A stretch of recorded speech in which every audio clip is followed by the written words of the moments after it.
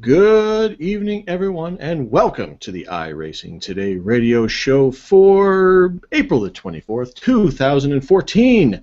Coming to you live in a different fashion, but the same if you're listening audio-wise. If you're listening video-wise, you didn't hear the intro song. You just kind of saw my ugly mug show up on the face, all looking confused. We'll get through this. I'm working on it. Still have nothing to do, not sure what to do with my hands. But my name is Trevor Cameron. This is the iRacing Today radio show, as it always has been and always will be until we get canceled by people who don't control us.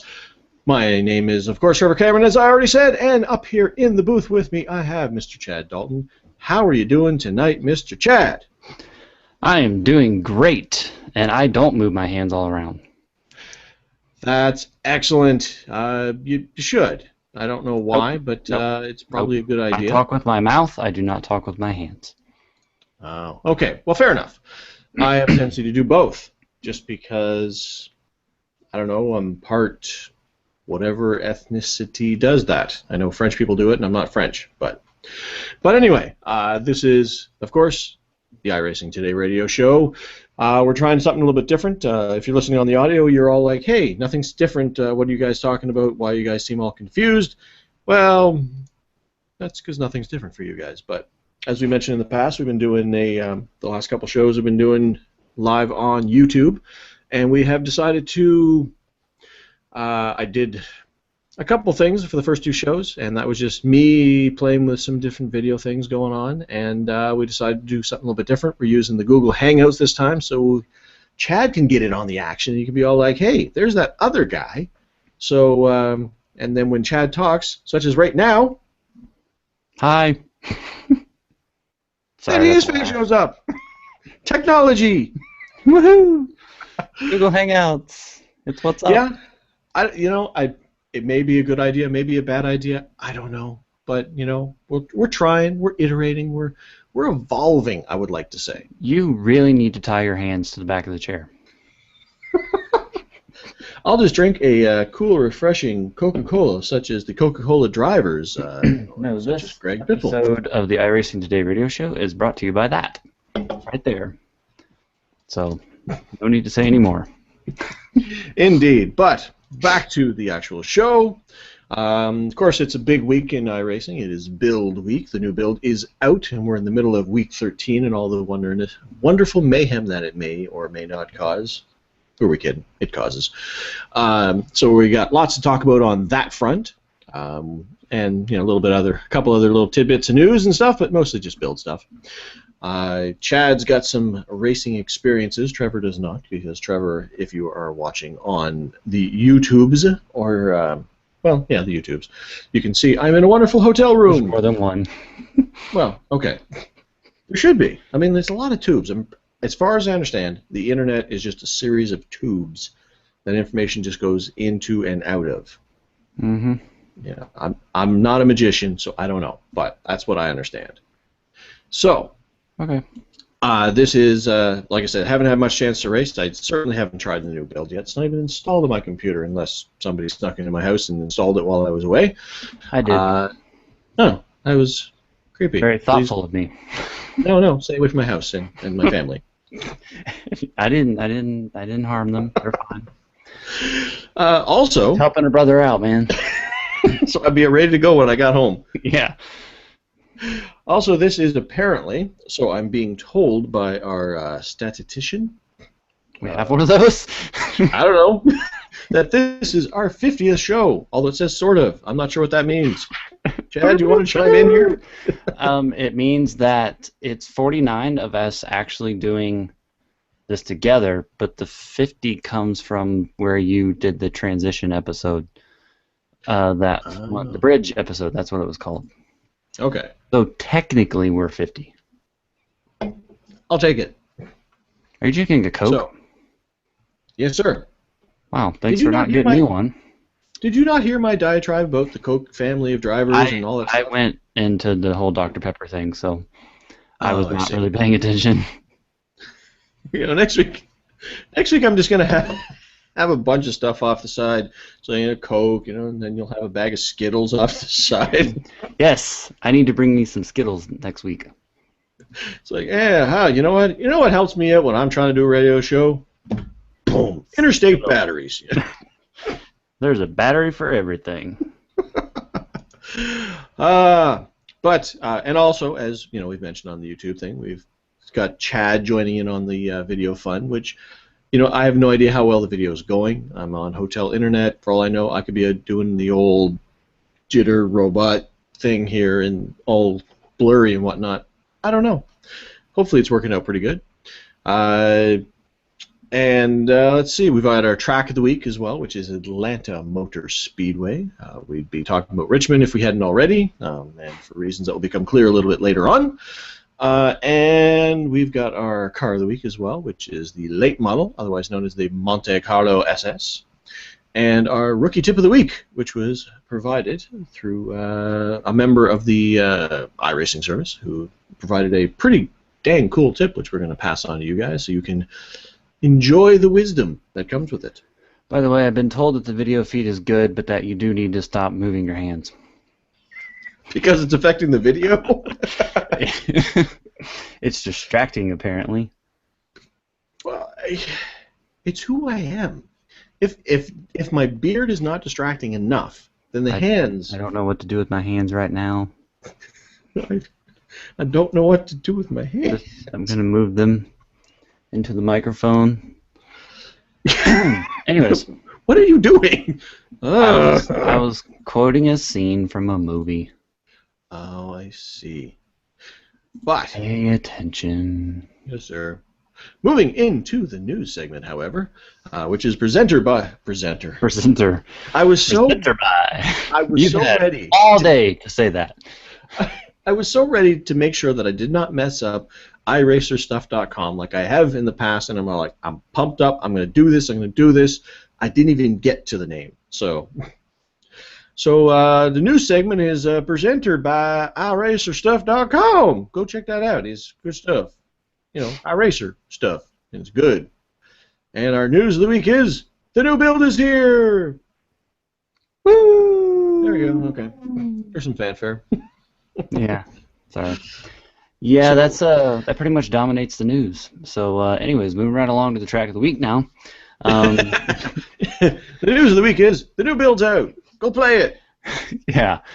I've heard a lot of good feedback from this build. I've also heard some complaints, but for the most part, I feel like that this is a good build, that a lot of people are very pleased with it, and it wasn't just totally focused on new content, even though we got 4 different things of new content, all of which we knew were coming. But yeah, I don't know. Did you have anything in particular that you thought was really awesome and just stood out above everything else? Well, there's no dirty windshields, equivalent in there.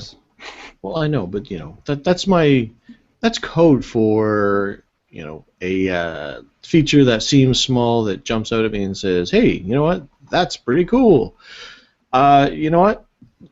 I again haven't had a chance to play with it yet because I'm not at home, but it just seems like a very maintenance-y build to me.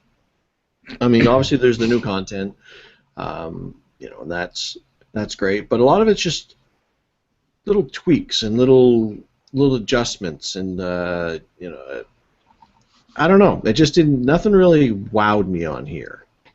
It was just a lot of good stuff. I mean, updates to handling and the way that they do, and the wheels being colored, and just little things, but nothing that really jumped out at me and said, hey, this is the dang coolest thing ever, yay, woo. See, to me, the dirty windshields of this build is the colored wheels. And I don't, I've been on the last 2 nights racing, and I've seen a lot of people have colored wheels, and some of them have just far out there colors on their wheels that I don't even understand why they had that with their particular paint scheme. But I guess they just want to be different. And then some people have actually really taken their scheme and really added to it with the wheels and made them look even cooler. Okay. I can see that.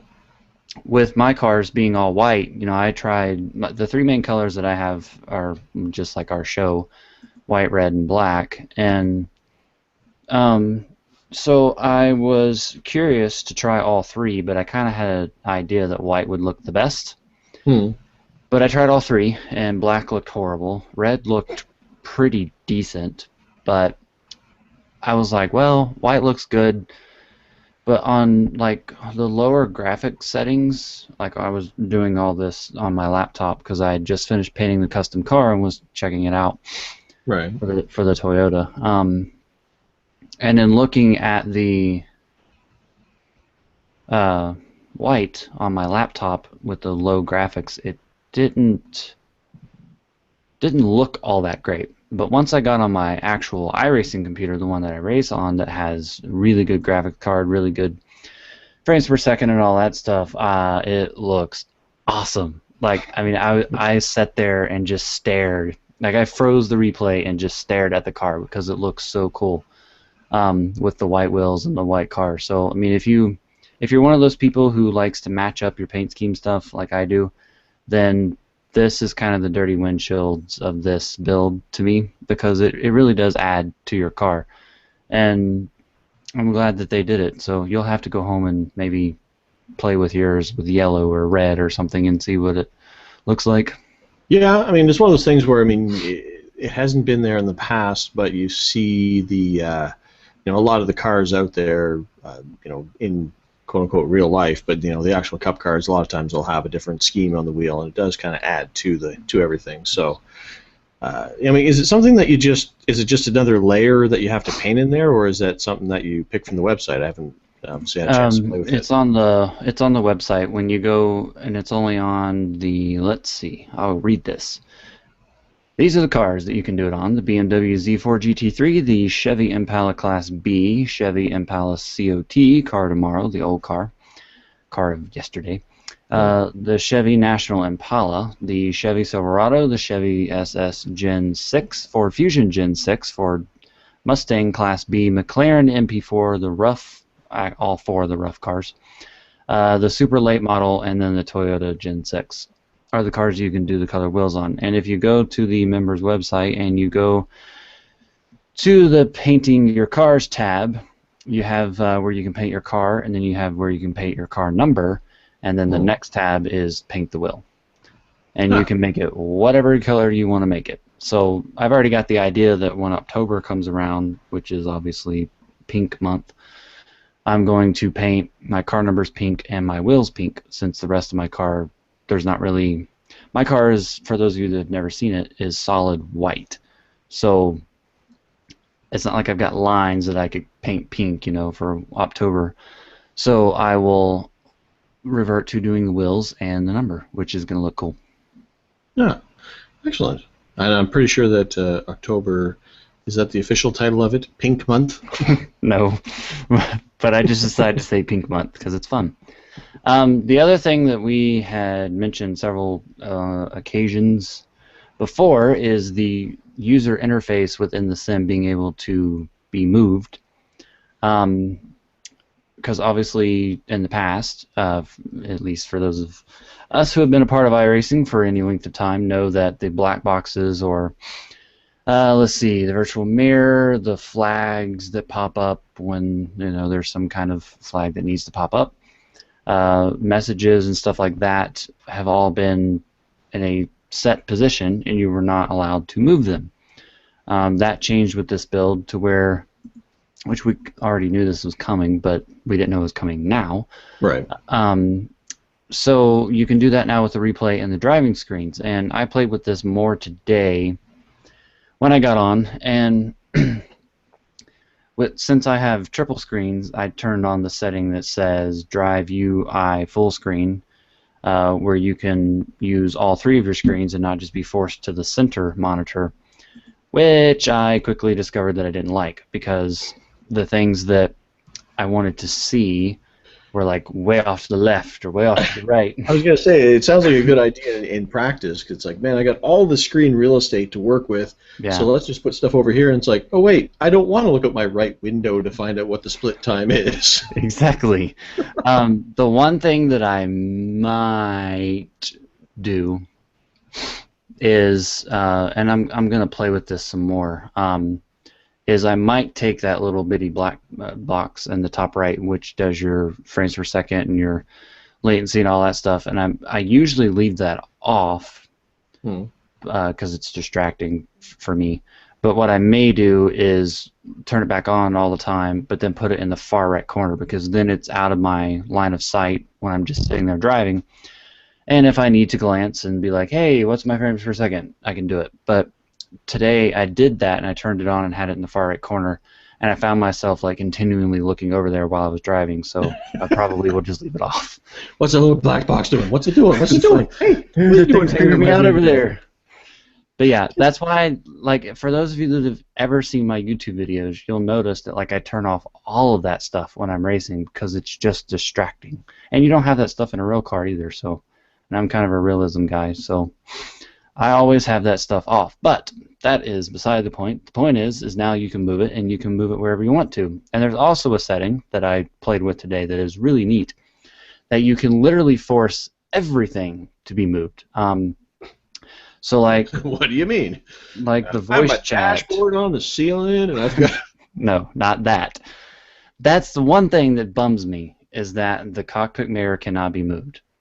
I was so thinking that that was, going to happen, but the only mirror that you can move is the virtual mirror, which, I mean, I can see why some people might want to move it, but I just assume leave it in the top middle, or maybe move it off to the right, and maybe make it a little bit more realistic, in a cup car, for example. But still, I was quite depressed. But anyways, the point is that you can literally make everything move. So like the flags that pop up in the top left corner, like green, white, checkered, for example, yellow flag, you can set that to pop up in a different area on the screen. If somebody starts talking, that little notification. I was going to say, I just have this image of, it's like, you know what? I want, if the yellow flag comes out, I just want it to show up like right smack dab in the middle of the screen. Yep. Yellow's out. Just completely taking up Pull over now. your windshields. Yeah. So, but you can move everything, and it's pretty fascinating. And everybody can go play with it on their own. But I'm not sure how much I'll move, if anything, because like I said, I don't really use it. So it's kind of pointless to move it because I don't use it.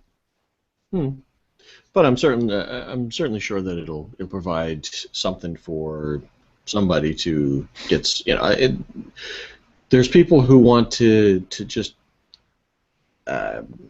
manipulate their interface in such a way that it ends up in exactly the way that they want it. They want to be able to look in these exact spots to get the information they want. So it's pretty cool that you can do that now to customize your interface as best you can. I mean, people do it in other MMOs. I mean, I know iRacing is sort of kind of an MMO when you think about it, and that's a big deal with them. I mean, they always want to have their hotbars in exactly the right spot and all. Like, that's a standard in MMOs. So if you want to kind of compare apples to different kinds of apples, then that's a good analogy, I think. Yeah. So, play with it how you want to and come up with what you like. The next thing that I noticed that does not affect me at all, but it might affect some of our listeners out there, is in the garage area now, when you're in the sim, you can change from English to metric units. That's whatever you're going to bring that up. So you can move it from American to Canadian. Yeah. So, I'm sure Trevor appreciates that. No, not really, because I do everything that we're doing racing-wise. I do it in Imperial Met anyway. So now the biggest part of this entire release notes, and I don't know who. Let's see who did the release notes.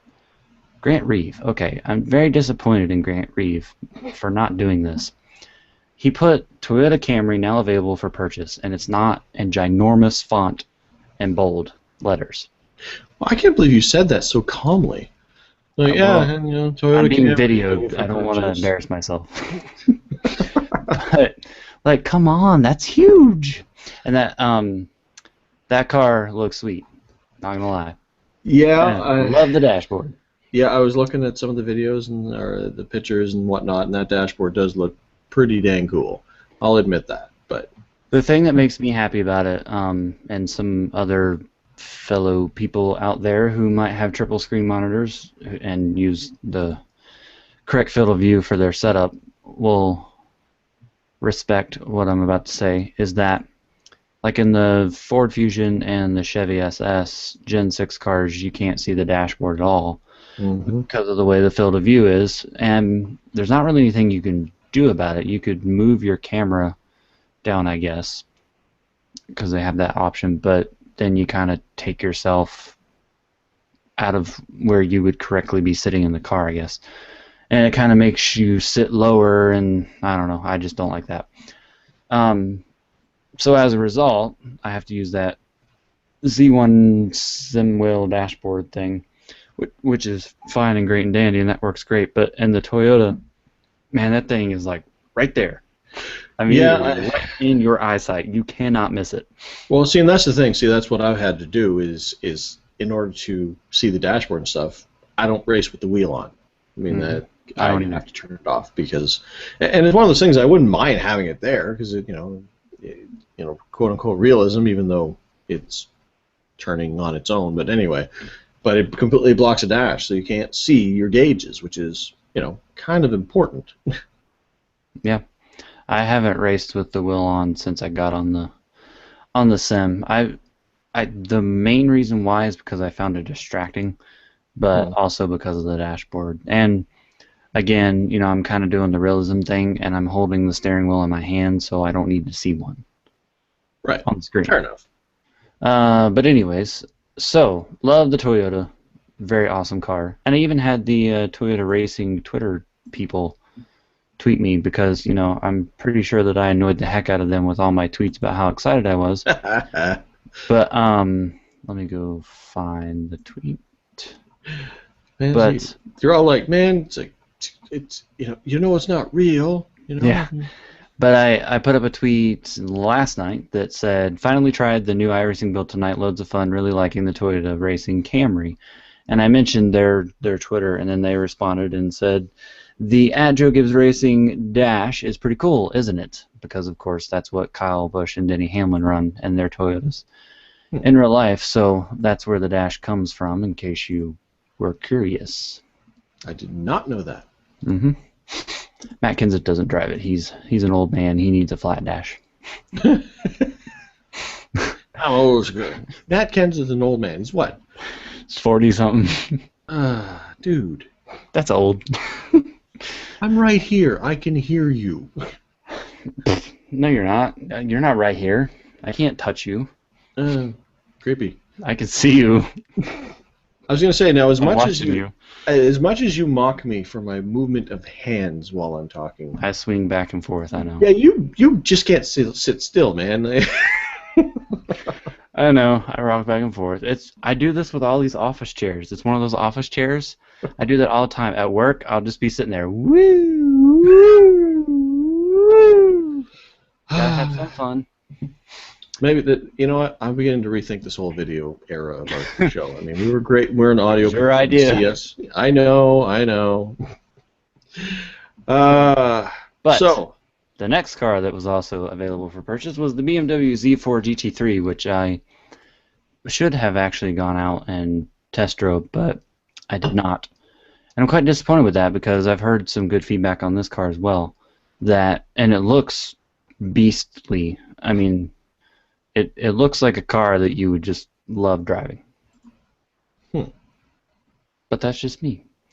Then they updated some stuff on the Cadillac, which basically they added to several different cars a new layer of backfire and crackle sound for traction control, rev limiter, pit limiter, and upshift ignition cut. They did that to several cars, so I'm curious to go try out one of those cars and see what sounds like? that sounds like. And then, so a lot of the road cars really just got updates with that. Some of them got the traction control, which we had mentioned in the past. Right, and I noticed that another thing here as well is they made a couple changes to the stock cars. You know, the main oval racing cars at the top of the tier kind of thing. You know, one of those things where they kind of mention things casually, like updated aerodynamics. You know, Hmm. and then they updated the tires to the latest version of the new tire model, version 5. So that'll have some differences in there. There was two things that caught my eye when it comes to those cars, being the cars that I race the most often. One is the fact that you can now adjust the tape in 1% increments, which may not sound like a big deal, but it's kind of cool that they're giving us that granularity when it comes to actually uh, setting up the car. Because, I mean, it used to be 10, 20, 30, 40, up to 50, I think it was. It depends on the car track, blah, blah, blah. But now you can have a little bit, maybe I could just do a little bit more tape on there. I don't know if it'll make a big deal. I don't know if it'll have any real effect, but kind of neat that it's in there. And the other thing is that they say they increased the strength of wheels so they don't damage so easily when brushing the wall. Now, speaking from someone who brushes the wall an awful lot when I race, and the number of times I've just kind of had casual contact with the wall and had my toe out or had the car become undrivable because I just casually brushed the wall. I'm pretty excited about that because that's pretty cool. It'll help me to do better in races when I make minor errors. Yep. The only thing I don't like about the 1% tape, even though I love that, but it takes forever now to get to a certain percentage of tape that you want. So like if you're at 100, you can't just click a list and then select which one you want. You have to like click, click, click, click, click, click, click all the way back to like 40, for example, which is okay because it is more realistic, so to speak, to have Right. 1% increments because you can add any amount of tape that you want to add. You're really having a time over there, aren't you? No, I was just thinking it's like if you go down into the actual here we are, it's like it's more realistic here, and then you go down to the NASCAR garage and you find out that they're allocated their 10% tape patches. Yeah. Like here's your tape patches, here's for 10, here's for 20, here's for 30. Just put the whole thing on schmuck. It's like, oh wait, that is how it really works. Oh, here we wanted this. My mistake. Yeah. But yes, the biggest part about some of the oval cars is the new tire model version 5, which a lot of the road cars got last build and kind of the build before. And then there are a couple of oval cars that had it, but this build, the main ones and the ones that people love the most and use the most, got that tire model. Now, when I first started driving the tire model, the first track that I went to was with the Toyota Gen 6 at Bristol, and I found the lap times to be extremely consistent, and I didn't know if, okay, well, Bristol is my best track, maybe it's that, maybe it's the tire, maybe it's both. Mm. Then I went to Talladega, so that doesn't really matter. But today, I got on for a couple of hours when I got home, and I went to Auto Club in the Cup car and then Richmond. And when I first started racing at Auto Club, that was horrible to begin with because I really, really, really, really, really could not stop crashing. Every time I'd come out of turn 2, I wouldn't even be touching the throttle. I would just be letting the car roll, and then all of a sudden, nope, now we're wrecking, and wall, and I'm dead. And at first I was like, is this the tire model doing this, or is this the, just the setup or whatever? And so I started making setup adjustments to try and tighten it up so I could, see if it was just the setup. And I think that it is just the setup. I was using the California fixed, and it was in an open server, so I adjusted the track bar way down to where it would make the car more stable, and that got me to a point where I was actually able to hit the throttle and not crash. Coming out of turn 2 was really my problem. Turn 4 was fine, but so once I got that out of the way, I started to like the tire model because this for me, was really the first test of the version 5 of the tire model, because like the cars that had it, road or oval, that had it before, I had never really raced them on the previous version of the tire model before it got 5, so I didn't have a way to compare it. Right. But with the It's like, here's how it feels now. I have no idea what it felt like before, so I don't yeah, know. I guess this is gooder. I don't yeah, know. but with the Cup car, I know what the old tire model felt like, because, or the older one, because I've been racing the car. Um, so I can definitely feel differences. It almost feels like, this is gonna sound corny, but it sound or not sounds, but it feels more like you're actually driving a race car. Is kind of the way that I've gathered. Like, because I went to Richmond tonight in a practice session, and the more that I started driving that setup, the more that I felt like the guys on TV. You know, the way that I was attacking the track is what I'm Okay, kind of getting at. So I gotcha. that's why I'm saying it feels a little bit more realistic, which is obviously the goal. So, I mean, so far, like when I initially started driving it, I hated it because it kept crashing. But so far, I would definitely agree with the majority of the feedback that I've seen, that this version of the tire model is the best that they've made to this point. And hopefully they'll just continue to make it better. Right. And you said you had done, you had actually had a chance to go out to Super Speedway. Oh, right, yeah, because you'd actually mentioned in an email to me that you'd had a chance to go out and do some Super Speedway racing. So how did the aerodynamics, did you notice how that affected drafting and how it handled around other cars? Um, the two-car tandem is still kind of there. I mean, you can't do it forever, but you can still push somebody, which is obviously unrealistic in today's world of the Cup cars, anyways. And but in the race that I did, which was a carburetor cup race, and there was one wreck, but it happened well after I got, and it happened behind me. I started last in this carburetor cup race, and when we took the green flag, I was like, well, let's see how quickly I get wrecked.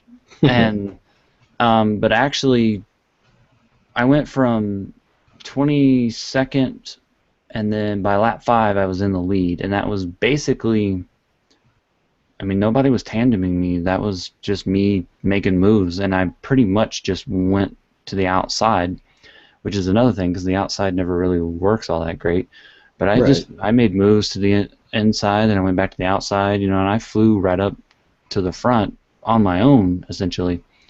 And so I want to do a couple more races, but I kind of feel like there's a little bit more suck up in there, and it's a little bit easier to be by yourself, so to speak, and use the draft, kind of use the air to move forward instead of having to, have somebody in line with you, so to speak.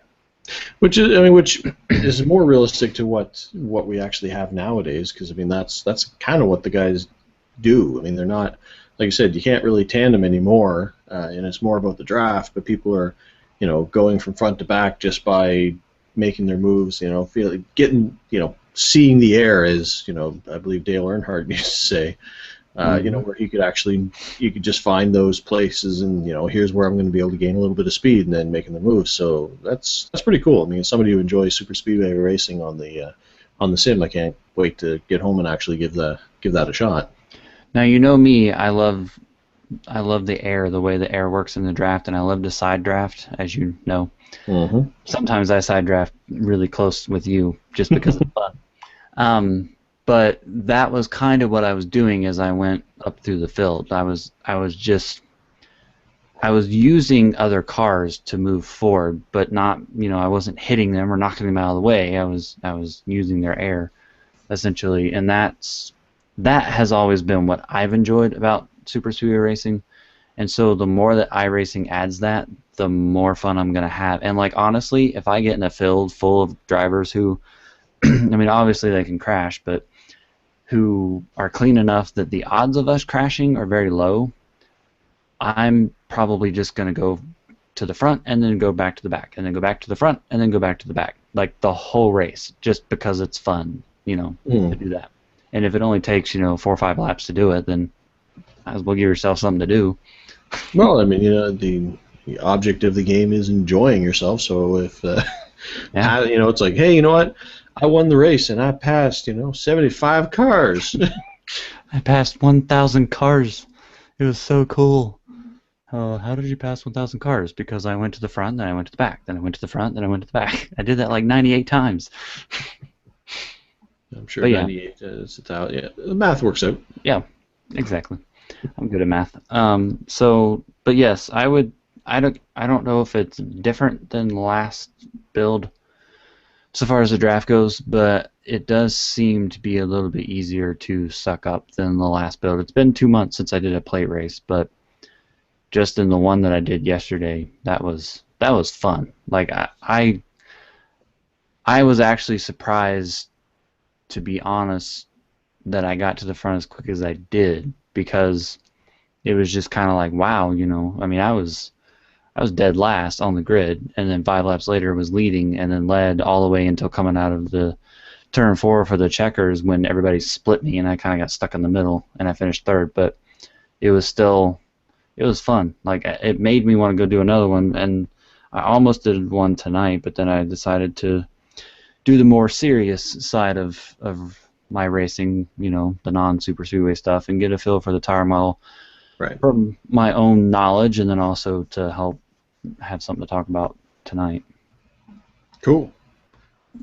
Now, for you road folk, one update that I thought was very interesting is that the Star Mazda has pretty much gotten an overhaul.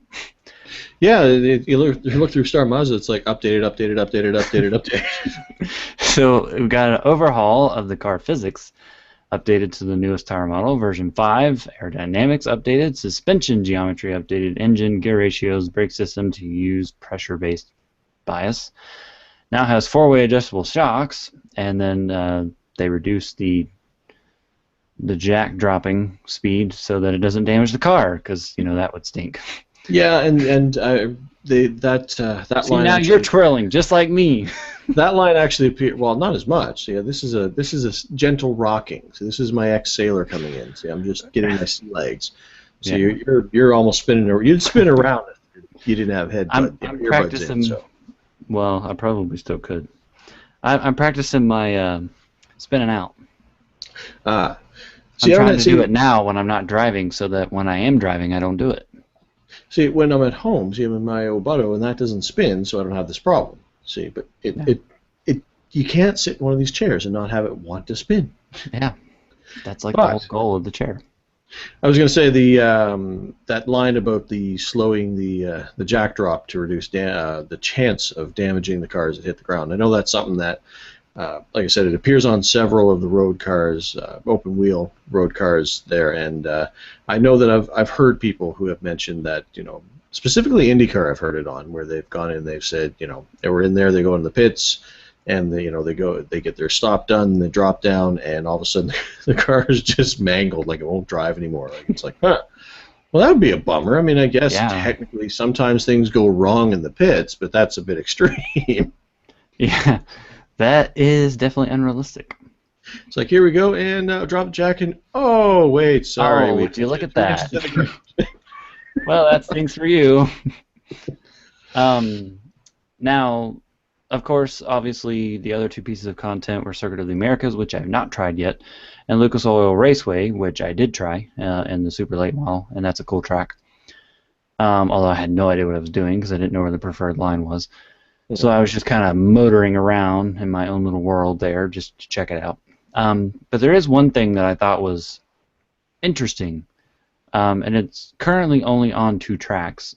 So this is something that, as they've done with in the past, that they're slowly going to build in, and that eventually it's going to be everywhere, is going to be animated trackside characters in the spectator areas, which, of course, the 2 tracks now are Circuit of the Americas and Lucas Oil Raceway. And these characters will appear if shaders are enabled, crowds are set to low or high, and the grandstands are set to low or high, and object detail is set to high. All of which, in some way, shape, or form, I have all that turned on my computer. And so when I was at Lucas Oil Raceway, and I was playing with the black boxes, so I was like parked next to the infield on the track, just sitting there while I was moving stuff, just playing around with it to see where I can move it and everything. And I was looking at my left monitor because I had drugged something over there, and I was like, holy crap, that person's moving. And then it dawned on me that they had added animated characters. I was like, that's so cool. Okay, so now when we're talking moving, are we talking like animatronics kind of, or, 1990s sprites where it has like 3 frames of animation? It goes, No, I never saw one walking, so I don't know if they actually walk, but they were kind of like moving back and forth, which if you're watching the video, you can kind of get that feel of what I'm doing. They were kind of, did they look so like so many people spinning in office chairs? Yeah, give or take, basically. But yeah, it was kind of cool. So, I mean, they're going to add in, obviously those pictures of the pictures, but the people who are in the stands, are captures of somebody. I bet you it's probably iRacing staff and whatnot. They just took pictures and put them on there. And probably the same thing for these animated people. Now, if they're going to be adding them to more tracks and whatnot, these animated people, I think, and I'm just going to put this out there now, I think it's only fair that after 50 shows, I think that they should contact us and get us in some mocap suits and get us in the studio and put us in the stands of these racetracks. I think, I would accept that as I was going to say retribution, but that's not great. Reparation, I think that's the word I'm looking for all of the good that we do for the sim out of the kindness of our hearts. I want to be the little animatronic dude in the stand spinning in his office chair. I mean, does it make sense? No, but I want to be that guy. Yeah, I wouldn't mind to be that guy, I guess.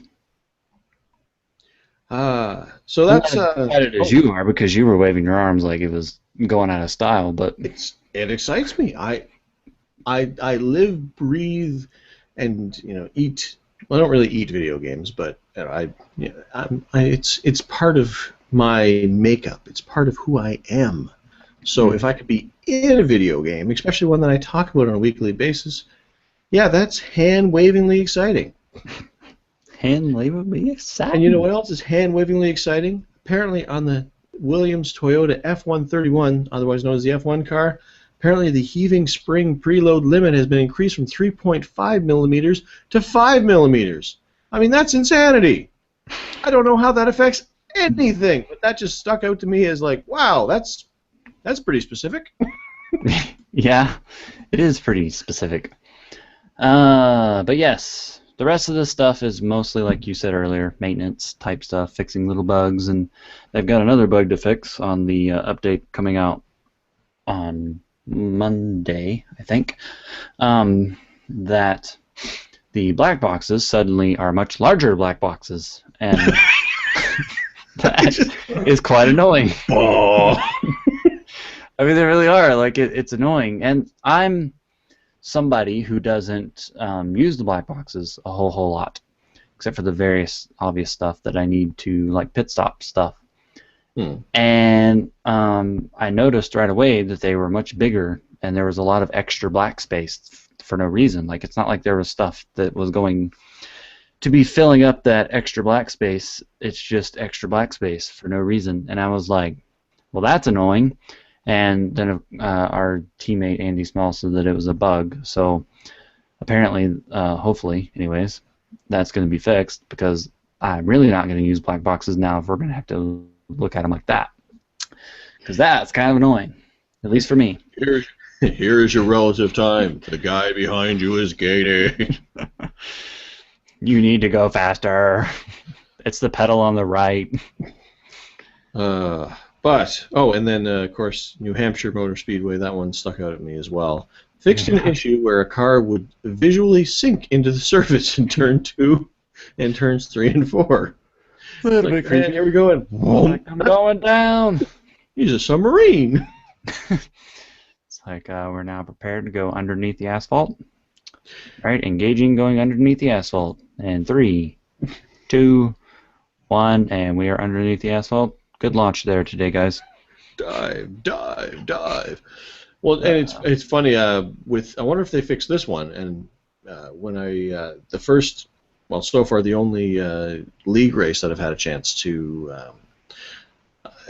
stream live on my channel so far was the one that I did at Darlington there a couple weeks back now with the IRL, and I'm sitting. I'm getting in my car and saying, okay, here we go. We're going to do this. You know, I've got all the screens going, and I've got, you know, it's the first time I've tried it, so it was one of those things where I had a million things going on, and I want to make sure I didn't mess anything up. Everything was in good shape.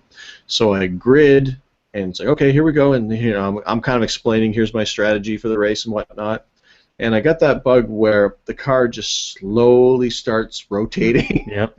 And so there's like, okay, so what we're going to do, and I just kind of paused, and it's like, well, that can't be good. And the car got over to about a 30-degree angle.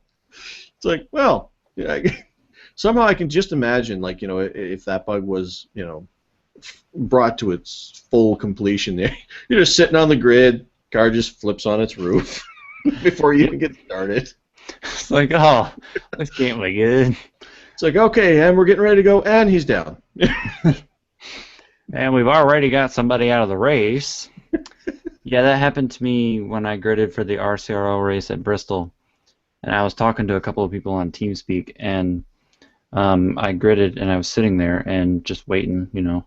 The car starts, you know, rotating over, and I was just kind of sitting there, and, like, I tilted my head like, huh, that car's, like, flipping itself. And so I jumped on TeamSpeak, and Scott Slade was one of the guys in there, and I was like, either I am losing my brain or my car is flipping itself over as I'm sitting here.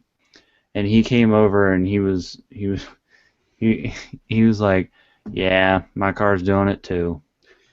And he sounded like so depressed by it. And I was like, okay, is this a bad thing? Because I don't want my car to flip over. We haven't even started.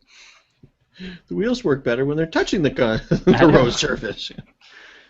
And then the best part was when it just randomly put itself back down on the ground and it jerked my steering wheel a little. I was like, wow, okay. That's great. Thank you for putting yourself back down on the track. I really appreciate that. A little gentler next time. Yeah, so we don't damage my car in the pits. But I think that's about the release notes. Yeah. Like I said, there's a bunch of other little things. Put a link in the show notes, obviously. If you go to the main member page, there's a link right there in their news segment to the forum post. Anybody, and in case you don't know, when you go into iRacing and you go over to the forums, if you're looking for any of these announcements or the release notes or maintenance windows and stuff, there's a segment at the very top. There's a forum thread called iRacing.com staff announcements, and that's where they stick all that stuff. So you can always find all the release notes and everything you need to know in there in case you miss it when it's not on the, you know, once it leaves the front page and you want to kind of go back and take a look. So it's funny. I had an evil thought relating directly to you, Mr. Chad. You? An evil thought? And I thought, you know what? There's 4 new pieces of content. You know, Circuit of the Americas and the Lucas Oil Raceway, and I'll pick both those up. You know, the BMW, you know what? Again, I don't race the road cars I have yet, you know, except for the occasional one, but it's like, I usually pick them up. It's like, so I should pick up 3 pieces of content and then have the only piece of content in the entire service that I do not own is the Toyota Camry. Mm-hmm. But you know you want that dashboard. It does look cool, but I'll never race it because I'm going to race my Ford because that's what my boy Biffle drives. So I'm going to drive a Ford. Again, you know, I'm not a Ford guy or a Chevy guy or a Toyota guy. It just happens to be the driver I cheer for drives a Ford. So therefore. So what happens if Biffle leaves Roush and comes and joins JGR and starts driving Toyota? Then I'll be a Toyota guy. Okay. No, hopefully I'll start praying that Biffle drives for us. Although just to see you in a Toyota. Although, I also the other factor as well is the fact that my middle name. Do you know what my middle name is? Fred. No, my middle name is Ford. True story. That's funny. Not named after the car. It's a name that was in the family and passed down. But so I guess I got to be a Ford guy because it's in my name. So I'm guessing maybe it was passed down through years and years and years of I'm the third cousin twice removed of Henry Ford. So what I'm saying is realistically I invented cars. That's what I get out of that. The fact that they named me that. Wow. It's a stretch. I'll give you that, but yeah. Okay. That's okay then. So, on that note, I do want to take a moment and say that when I was at Auto Club tonight, I met, so to speak, a listener of the show who was all like, "Hey, I'm with a celebrity," and I'm like, "Not really, but hey." You're looking around. Where? Who? I'm like, who? I don't see him. I like celebrities. I know. But anyways, it's a listener of our show, and he, of course, was all excited about seeing at least me, because you weren't there. I was not in the race server, and talked to him for a few minutes. And his name is Michael Clement. I hope I'm saying the last part of your name there correctly. I'm sure I am, but knowing my luck. But anyways, he just happened to be in that session, and we were having a good little talk there. So it's cool to. He said that he's on the road a lot, traveling. So our show comes in handy to help that not seem so long. Well, that's pretty cool. So yay us! High five, Trevor. See, and that's why we say add us as friends on iRacing, so you can stalk us and find us and be all like, hey. I want to talk to that guy, and I'll be like, uh-oh, somebody's found me, and I'll just jump into a different room. But that's not the point. See, the thing is I jumped into his room. I mean, I didn't know that he was in there, but he was already in the room when I joined it. Of course, I had to be in the stupid number 30 car because somebody else took my number. Well, somebody should be driving the number 30 because Parker Kligerman isn't doing it anymore. So nope. But anywho, so that was cool because I've met a few people from time to time that listen to our show. But he was, I don't want to say the first one, but he was one of the first ones that really, didn't just say, hi, I listen to your show. He kind of carried on a conversation. So that was cool. You actually followed up on it with, actual conversation and talking. It reminded me of when I started listening to your show and I jumped into that practice session with you, and that was the first time that I'd ever seen you on the track. Yeah. So what you're saying is you're trying to replace me with Mr. Clement. That's what this is all about. Yeah, a couple years down the road. It's a coup. But so that was cool. And then everybody started thinking that I knew how to drive because I was like one of the few who started not wrecking all over the place. And I was like, no, I literally don't know what I'm doing. And I told one guy, I was like, you should see me driving. Like, I'm jerking the wheel all over the freaking place. It's crazy. But anyways, that's a tangent that I just went on. But I wanted to throw that shout out there.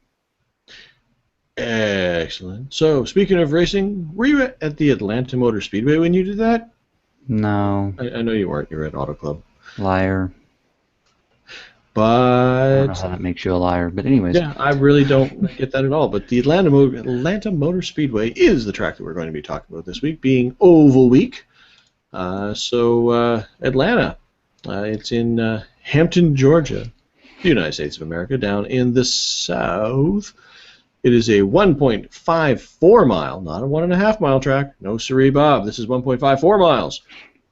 It has 13 turns, which I think is really weird, but 13 turns. Wow. Four turns and banking of 24 degrees on the oval side, of course. It's got three configurations in iRacing. It's got obviously the oval that we mostly know it for. It's also got one of those typical roval type of road courses as well, where they spend most of the time on the oval course and then kind of take a dip into the infield And it's got one of those dreaded Legends oval as well, which has, pain and heartache written all over it, because that's what Legends ovals are all about. The road course is 2.55 miles, or 4.10 kilometers, and has 12 turns, so I wasn't too far off in my weirdness there. Like I said, it has a kind of that typical little, you ride the main oval course out there, and then you basically do a boot in the middle, sort of thing. And that's those are the road courses I don't have that I like the most, I guess. Although the only problem with those is typically, and the same sort of. Well, you know what? Not necessarily, but I mean, a lot of the road courses where you do the boot thing, there's a lot of not walls on the inside part, because it's just kind of grass on the side. So that's the part that scares me about those. But this has some walls on the inside, so that maybe that might help me. Maybe this is what will get me over my road fears. But realistically, there's a lot of grass in there too. Mm-hmm. But anyway, I've never rode the road course here, to my knowledge. But I have raced rode the road course. But I have raced several times at Atlanta Motor Speedway in the oval section, of course, being an oval driver. And it's one of those kind of D-shaped ovals, sort of standard tracks. But and we brought it up in the past, but it's amazing how little tweaks on these tracks can be a little bit, just make it feel that much different. With the way that the wall kind of juts out into the track, or by a certain, just by inches will make a difference between this one and Texas, for instance, that sort of thing. And Atlanta Motor Speedway has a distinction in Trevor's iRacing career, and do you know what that is, Mr. Chad? It's your only IndyCar win. It's my only league win. Well, that too. And it happened in the IndyCar. It's the only time I've ever won a league race was at Atlanta Motor Speedway, which is Didn't you kind wreck of a guy? sad.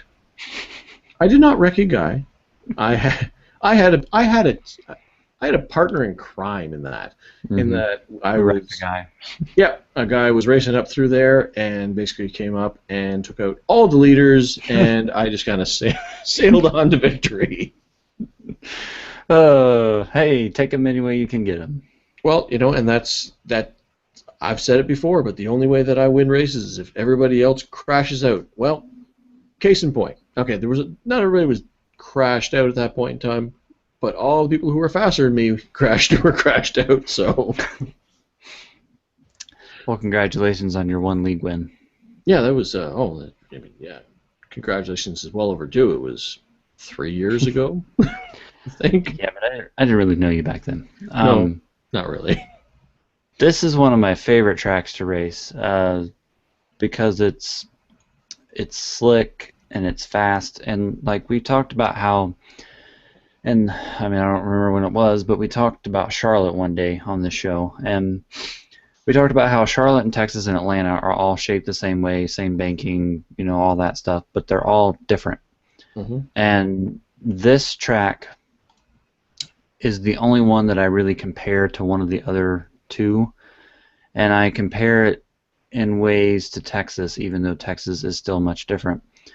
But Texas to me is kind of a slick, fast track in a sense, and that's what Atlanta is. And as a result, I really like racing at Atlanta because, as we've probably mentioned before, I'm kind of on the edge of being out of control driver who likes it loose and slick and fast, and that's kind of what I get at Atlanta. And Atlanta's just always been fun, and like not just on iRacing, on other games that I played, I've always enjoyed Atlanta. So this is definitely one of the mile-and-a-half tracks that I enjoy, although I've had an up and down career here.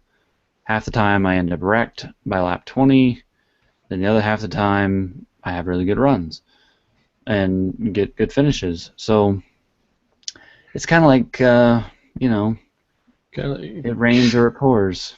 So kind of like, it's like, all right, finish first or don't come home. Yeah. Basically, that seems really extreme. But We could just say if you're not first, then you're last. Yeah, that would How's seem that? less evil, I guess. Yeah. Really. But in all seriousness, I have had a lot of fun racing at this track, and I've raced a lot of different cars here. So this is definitely a track that I enjoy going to, and it's a track that in the NASCAR world that I'm disappointed in NASCAR for taking away 2 race dates, because NASCAR seems to be professionals at taking away the tracks that are the best tracks on the circuit and adding the worst tracks in the circuit. Like Kansas, we don't need 2 races at Kansas at all. We don't even need 1. We need 2 races at Atlanta. No offense to Kansas, but No, I think that's a lot of offense to Kansas. Really, yeah, but you could not be less or could not be more offensive to Kansas. I think my cousin is from Kansas, so I'm allowed to pick on Kansas because I'm allowed to pick on him. Hmm. But the point is that Atlanta is a track that should have 2 race dates, not 1. And I know that the reason why they dropped it is because of the crowd and attendance, but the attendance is down everywhere. It's not. That track always has some of the best finishes that you can find in NASCAR, at least. True. And it is kind of sad that the attendances have been dropping drastically. We've spoken about it before with Bristol, being able to just grab tickets when before you had to win the lottery and chop off your left foot in order to actually get a ticket there. I remember the day that I took my friend Greg to his first Bristol race there. I literally told him when we were walking in to the Bristol night race, he was holding his ticket, and I told him, I said, you're going to want to hang on to that ticket because it's the hardest ticket to get, like, ever. And now you can just show up. Yeah, which is kind of sad. I mean, and we'll get to it now, but get to it in a little bit here. But I mean, Richmond, who they're racing this weekend, somebody could just buy a ticket right now to go to a race that is in 2 nights.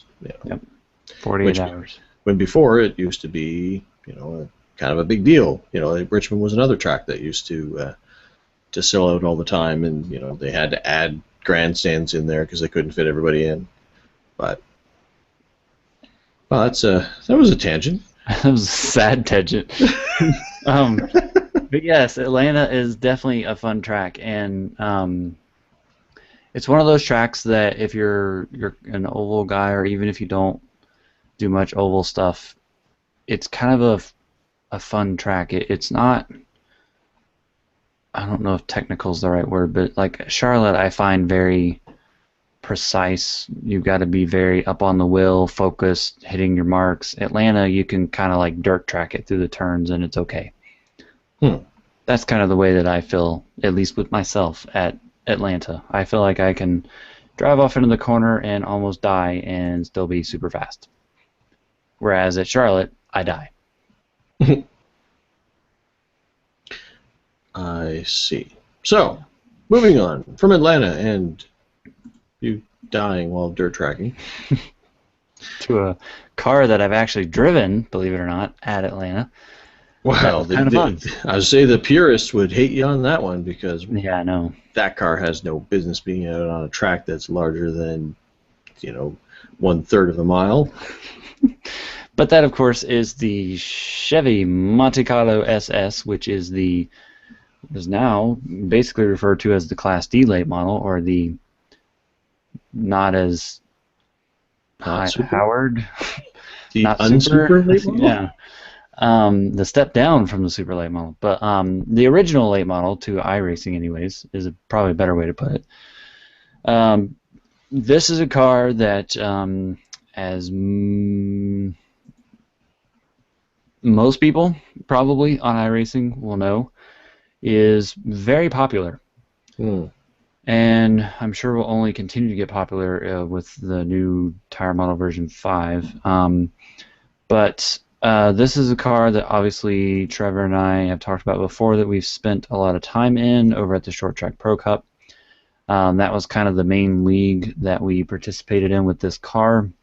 That's also really and truly, this car and that league is how Trevor and I really got to know each other. Yep.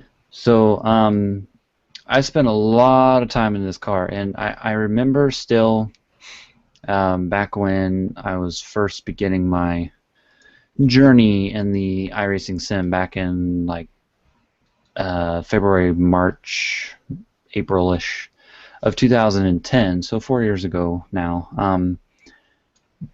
I was in the Legends car and I was doing oval things, and I kept, like, I hadn't purchased this car yet, but I kept wanting to. I was like looking at pictures of it if you go to the car page, and I was sitting there and I was like, man, I can't wait to drive the late model, because it was more of a stock car than obviously the Legends is, and so that's kind of what I grew up watching, was stock car racing, and I was so eager and excited to get there, and then I got there, and it was, at first I was kind of the person who stayed out of the way and let everybody go and just kept the fenders on and finished. But then the more that I started driving it, the more that I got really, comfortable in the car, and then got faster and better, and this became a car that I drove for about a year and a half, regularly and consistently, pretty much every week, sometimes even a couple times a week. And then joined STPC, obviously, and that really took off, and had a lot of fun racing there, met a lot of people. But it's a fun car. It's one of those cars that it only has 370 horsepower, which I say only as if, that means nothing. But it's got power to it, but it doesn't seem to be like an out-of-control power. So, like, it's a Class D car, so that makes sense. But if you're new to the sim and you're wanting to do oval racing, and you're wanting to take it slow and rank up and learn, this is a good car to learn a lot about oval racing, because, as we've kind of mentioned, you're primarily going to be on short tracks, and there's a lot that you can learn in short track racing. People don't realize that can prepare you for big track racing and the bigger cars.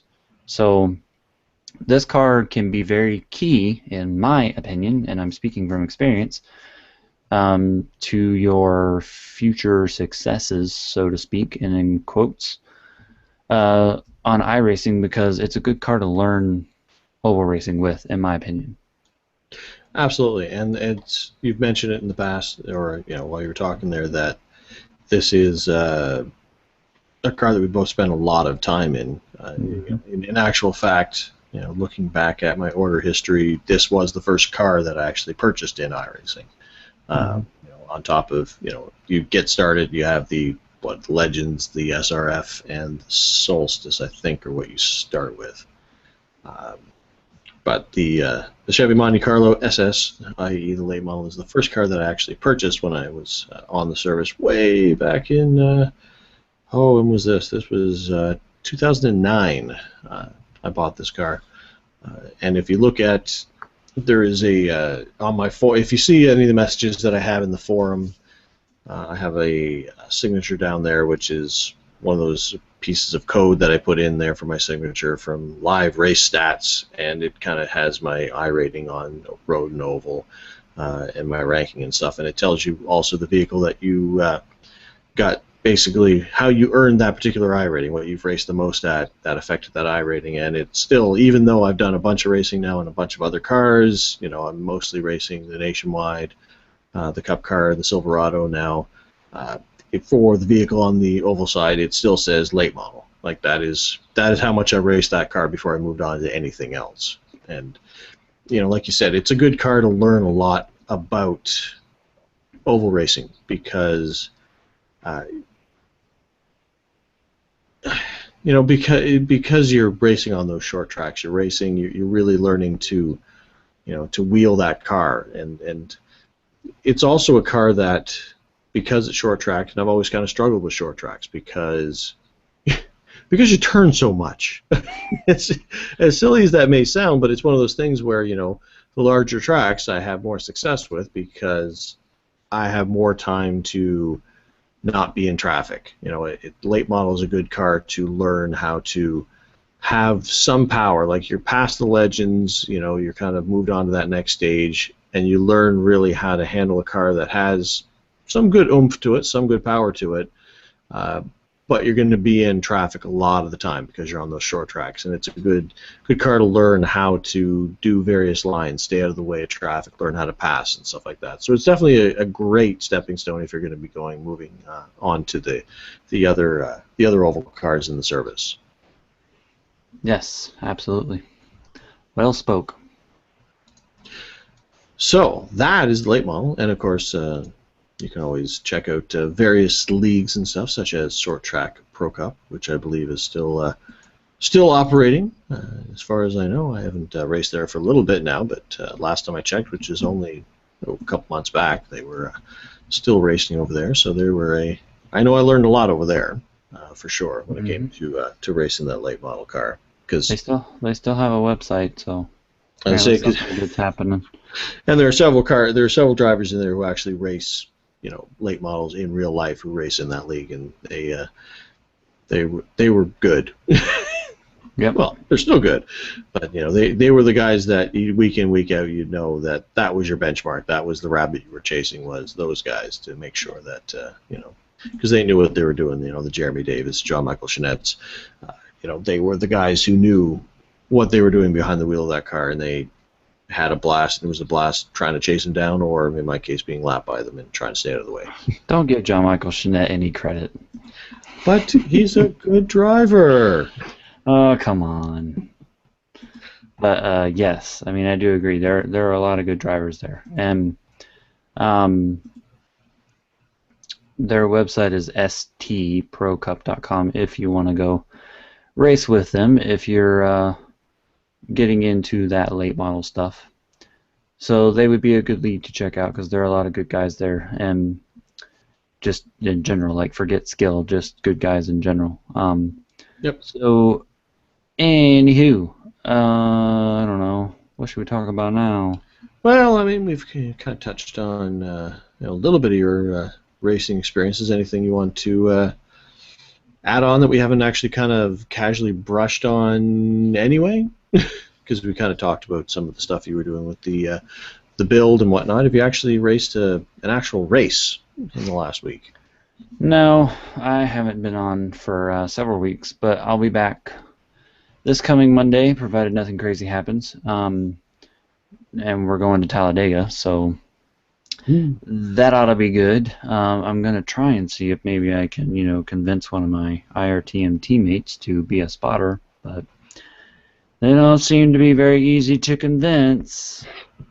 And what is this day that this is happening? Monday night. Monday night. Which I guess is the 28th. Just going to go out on a limb. Well, I don't know. We'll see. I mean, don't you want to see I can stream me spotting for you. Yeah, see? Go for it. Seriously, you could have a TV camera.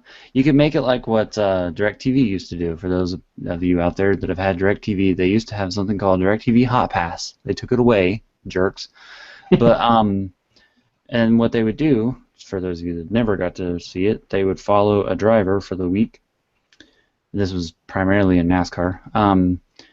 They would ride with the onboard cameras, like a roof cam or a in-car cam, and then they would jump between all of those, and even a bumper cam.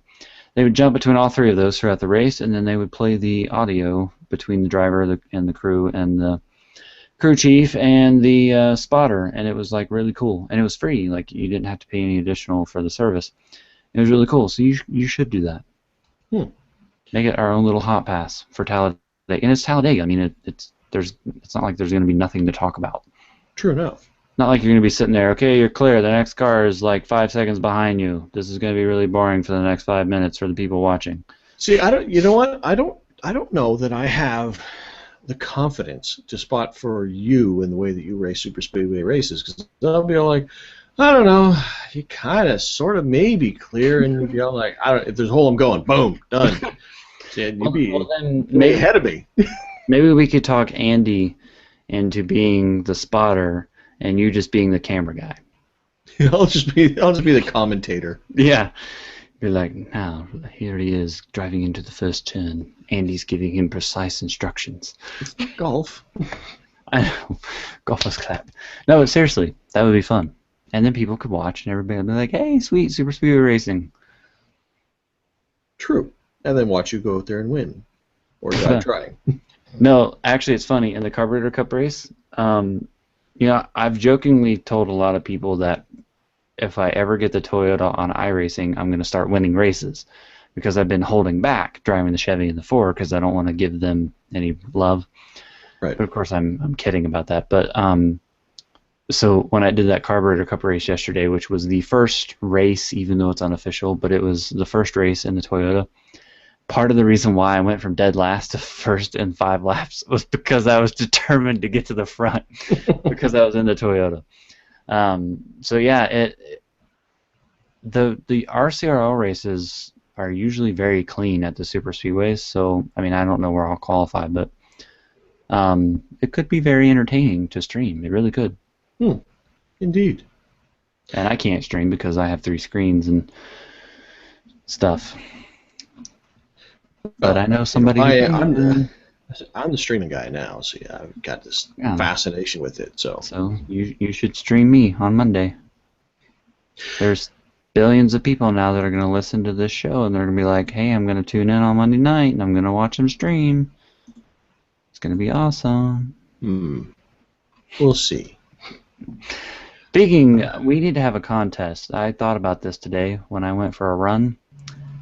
I want us, by the next week, this is between you and me, okay. By next week, when we sit down to do this show, to have counted how many friends we have, not studied, not blacklisted, just friends, and see which person has the most friends. So is this a competition where we're going to try to gain more in the next week to make sure, or do you just want to know where our line is, right? Both. I actually went about 3 days without signing into iRacing at all before the bill came out, and I signed in and had 2 friend requests. Oh, that's nice. Yeah, boy. Two people like me. So yeah, we're doing that competition. So be prepared to lose. Uh-oh. I have no new friend notifications right now. Dang it. I don't either right now, but I'm sure they'll come flocking in because everybody is voting for Chad to win the competition of whatever we're gonna win. You know what? I was thinking maybe I will buy the Toyota Camry and then I'll get you to paint up the Kyle Busch's Skittles scheme, and then when I'm feeling, in a certain mood, then I'll race the Skittles car because I don't want to put the Skittles scheme on, my Fusion because that's just weird. I'm sure somebody's already painted his Skittles on a Toyota that you could just steal. Stealing is better. And then I don't have to work. Why put effort in when you can steal other people's efforts? I've already painted Andy. Yeah, Andy, when you listen to this show, your payback for me painting that car for you, even though it only took me like 30 minutes, is it's a spot for you? You're going to spot for me on Monday, and Trevor's going to stream it. So I don't think he's shown you yet. It's actually a really nice looking car. So that car wasn't free then. I knew it. Nope. There's a pass. But racing experiences for myself, I haven't had any because I've been on the road, unfortunately. I'm going to be getting back on the weekend, so I'll be able to load up the new build and give that a shot. But in this segment instead, I will speak about my rail racing experiences, and that is the fact that due to work, I have fortunately found myself, as I mentioned, I'm in a hotel room right now, and this hotel room happens to be about an hour from Richmond International Raceway. So I'm actually down here doing some work, and I'm going to be able to make it to the race, which is quite exciting for me because, I only get a chance to watch a few NASCAR races in live and in person after watching it for many, many years on TV. So I will be at Richmond on tomorrow night, which they're predicting possible showers. So I'll be trying to watch the nationwide race and then the K&M Pro East Series as well, races after that.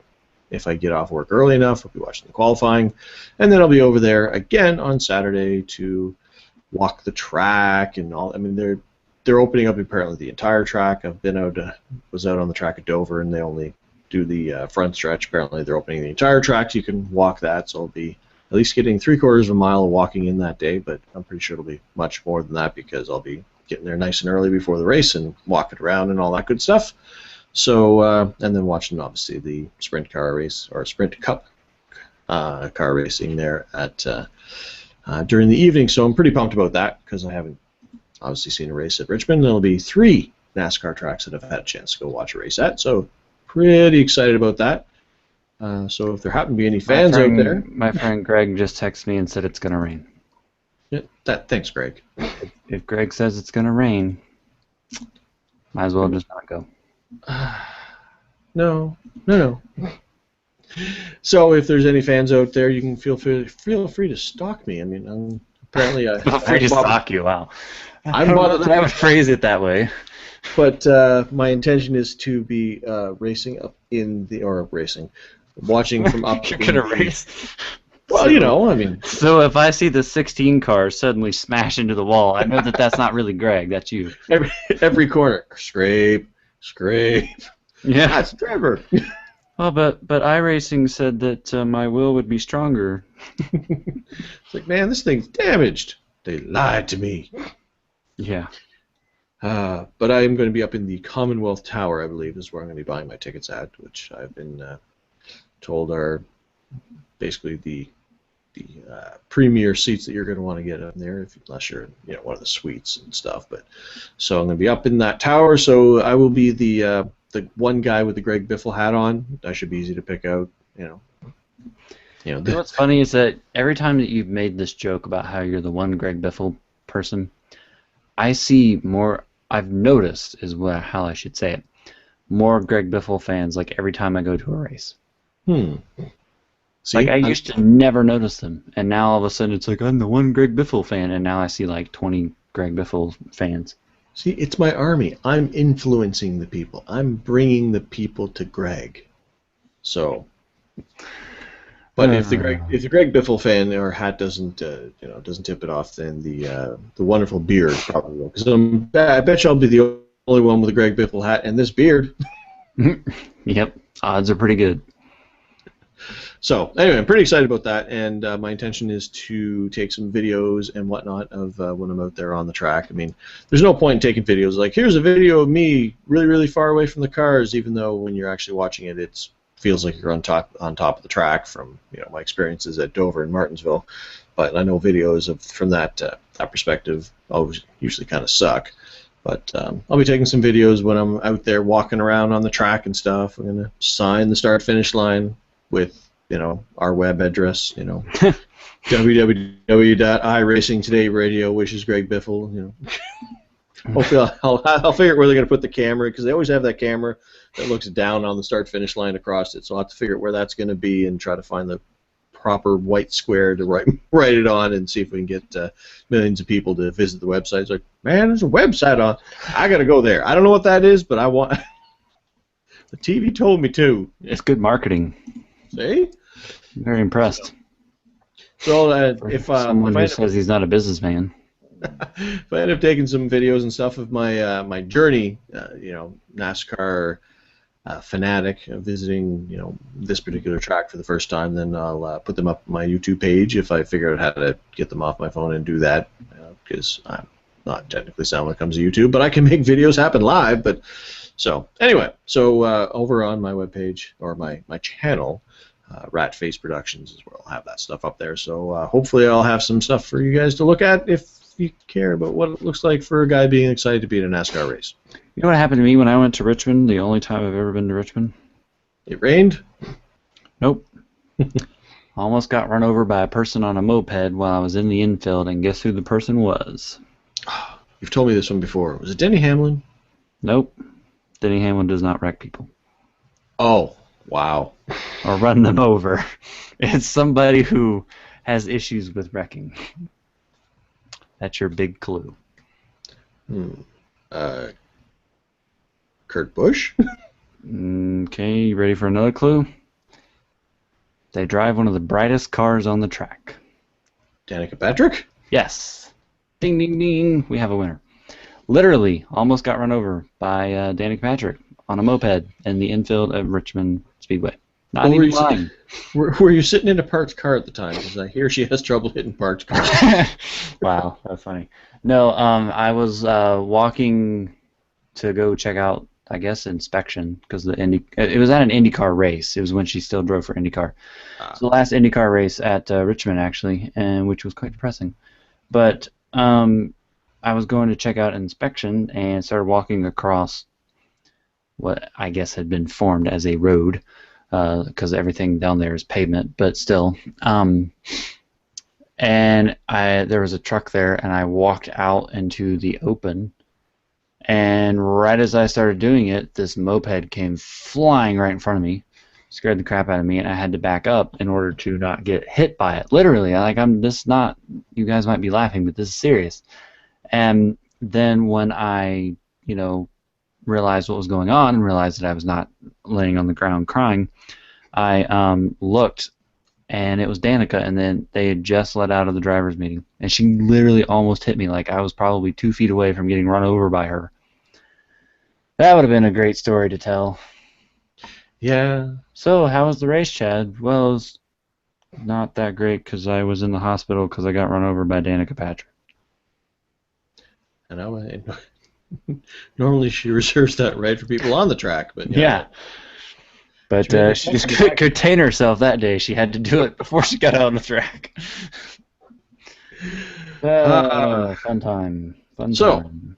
That is racing experiences, and that which we had or about to have, and apparently spotting for. Mm-hmm. So before we end the show this evening, there is a rookie tip of the week, which is pretty dang cool. It's one of those. It's not even a tip so much as a undocumented feature, I guess it is, that Chad found looking through the forums. So I think this is actually going to help some people, because I know I for one have had problems with sound levels and stuff. So what does this iRacing member suggest or tell us how to do? I think you should read it. But you found it. Yeah, but you're so excited about it. But I don't have the thing up anymore on my. Well, here, I'll be distracting. For those of you watching on YouTube, we're going to take a moment, and we're going to plug Dr. Pepper. It has 23 flavors, and all mixed into one? Apparently, and it's only 210 calories. So, yay, Dr. Pepper! Dr. Pepper, Dr. Pepper. I have to keep talking so that the camera stays on me and Google Hangouts won't go the other way. All right, gotcha. You ready yet? All right, so iRacing member Brendan Hobart, or Hobart, depending on how you say his last name, apparently has discovered, or at least put a post in there. I don't know if he actually found it or if he had gotten some information from somebody else. But apparently, you are now able to balance out the volume levels across all of the cars, meaning the sound levels. Because it used to be kind of, depending on, your sounds were set at one level, and you'd go in there, and certain cars are louder than others, and, you might have to turn the volume down when you're in a certain car, or, turn it up because, that car is really, really low, that sort of thing. So he has put in instructions on how to go in there and adjust the volume levels individually for each car. It seems pretty simple. Basically, you get into a car, you run a lap, and then you go to the replay, and then you go to the cockpit view, use the camera tool, and you adjust the dB output in the mic meter, or you adjust the mic gain, sorry, looking at the dB output. And you set it to whatever you like. All the instructions are there. We'll have the post in our show notes. So you can go over and check out that forum post there and read through that. And I know there's a lot of people in there saying, hey, this is thanks, this is great, because apparently people, for somebody who's going to race the same car all the time, not a big deal. But I know a lot of people jump from car to car, and it'll be a big deal. And it'll also allow me to adjust the sound level of the particular car. Say when I'm streaming and stuff like that, I have a hard time with the volume levels are a little bit too high on the engine, or if I'm trying to spot and that sort of stuff. So head on over there and check that out so that you can adjust the volume levels on your individual vehicles. Hey, Ray Alfala said nice in the forum post, so. And if Ray Alfala thinks it's nice, Yeah. I mean, that's NASCAR champion Ray Alfala. Two-time. Nice. Two-time. Yeah, I know, but he's a champion. But two-time. Two-time champion. More fun to say. So yeah, definitely is a cool deal, and I may have to go try that out, because I've noticed sometimes that cars are like, and then others are kind of like, nee. So which is realistic, because obviously cars are at different levels, but yeah, there's realism and there's I can't hear myself think, or I can't hear the car. Oh my gosh, I'm gonna go deaf. So yes, very cool, and appreciate him posting that and I I don't know how much love the forum post will get just on its own, so I kind of looked at it. Everybody seemed to be thinking it was really cool. It wasn't just some ridiculous post, so I was like, hey, let's throw that out on the show and tell more people. So yeah. If you are listening to this and you want to help bump that thread up, go do it. And then while you're at it, go bump up our thread. Absolutely. And on top of that, I mean, and that's something that we've done a lot on the show, is we like to find things that people are doing in the community and just kind of, help out or point people in the right direction of that, because there's nothing we love more in the show than watching people in the community contributing back to the community. I mean, that's just my favorite thing. So, if you happen to find a good forum post that's a good tip, or something that's great that you think we should mention on the show or bring some light to, then send us a note, give us a note in the email, feedback@iRacingTodayRadio.com, and maybe we'll mention it on the show and, help spread the word of something that we might have missed. Excellent.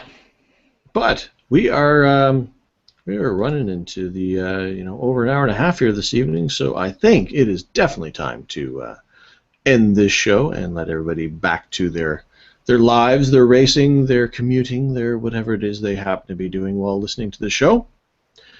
So I will say, all they're doing right now is getting ready for that live stream on Monday. I will say, as I always do each and every week, that will about do it for this week. Big thanks to all you out there for listening. Remember, the show is available for download on iTunes and Zune under the podcast sections. We'd really appreciate it if you could head over there and give us a review if you can, to help us get the word out. Obviously, now you can now watch live on YouTube when we record the show, which is at 9 p.m. Eastern time on Thursdays, unless something makes us change our schedule, but that is a regularly scheduled time. And, of course, the archives are going to be over there as well. That is under my channel at Ratface Productions. Ratface with 2 T's, of course, because how else would you spell Ratface? So you can head over there and watch the live streams and the archives of the show. You can also check out the website for information, archives, links, and the polls that we mentioned, of course, on the show at iRacingTodayRadio.com, our main website. You can follow show news through Facebook at Facebook.com/iRacingTodayRadio, and Twitter at Twitter.com/iRacingToday for myself, and /It'sChadillac for Mr. Chad. You sure do have a lot to say now. Almost kind of feel like you're taking more, compared to me here in the closing. Hey, you start up a production company that you can speak about too. Then you can talk. I've had a YouTube channel way before you. But anyways, please email any questions, comments, and poll suggestions that you may have to feedback@iRacingTodayRadio.com.